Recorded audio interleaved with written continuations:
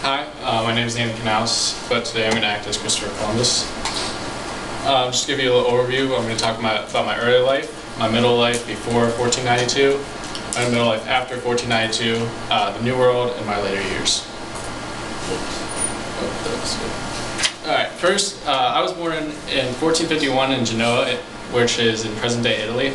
My family was very poor. My father was a weaver, and he really never did much business. Little emphasis was really put on my schooling. I was really a student of the sea. I eagerly awaited sailors to get home so I could hear their voyages about the stories with faraway lands, just the tales of riches, and that's really just all I wanted to do. Eventually I became old enough and I got my first taste of the sea by going on fishing trips and just really learning about sailing and such, and then as I grew older I started to go on longer trips with trading companies. I obtained my first job as a seafaring man with a merchant trading group in my early 20s.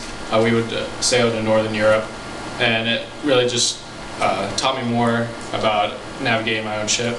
While on these trips with my fleet, I would study map making and geography, which eventually helped me become a master of navigation.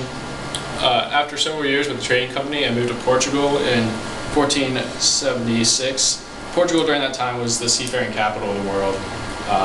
If you want to be a sailor, that's where you really wanted to be, so I made sure I was there.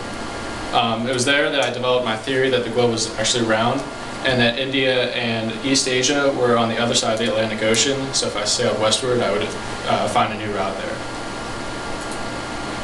It took 10 years for begging from various nobles to sponsor my trip, but I eventually found suitors in Spain. These suitors were King Ferdinand and Queen Isabella. They agreed to fund my trip, as well as allowed me to be named viceroy of any lands that I would find, and allowed me to keep 10% of the riches, and in return then they would get 90% in any lands that would be claimed as for Spain. I immediately took the deal and I set sail August 3rd, 1492 with my fleet of the Nina, the Pinta, the Santa Maria, with about 90 men on the voyage with me. After 70 days on the sea, tensions were really getting high, and there was a lot of talks of mutiny, but finally we spotted land. I assumed that we had reached the East Indies, so when we landed, the Native Americans, I named the Indians, and after searching the island for riches, I didn't find much, so I claimed the land for Spain,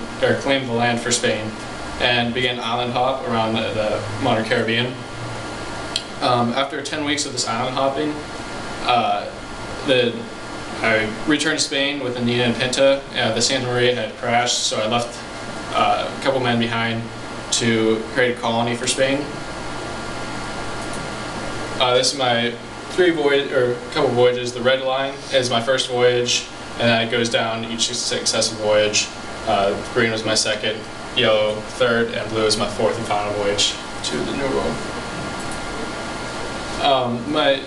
After I returned to Spain after my first voyage, I lied to the king and queen, telling them that I had found untold riches and as many slaves as they wanted in order to obtain future funding, in which they agreed to fund 3 more voyages for me.